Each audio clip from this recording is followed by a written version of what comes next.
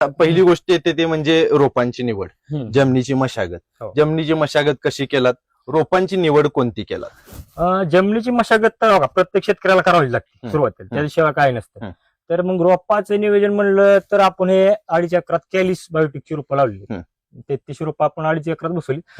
Basically बघायला गेलं तर आपण 7-5 करतो प्रत्येक बाग. पण पहिल्यांदा 7x5 याच्यावरती करताय? पहिलं फर्स्ट टाइम मी डेमो घेतला की असं 5.5 आणि असं 5.5 केले. तर 2.5 एकरात मी 33 रोपं बसवले. जास्त रोपं बसवले.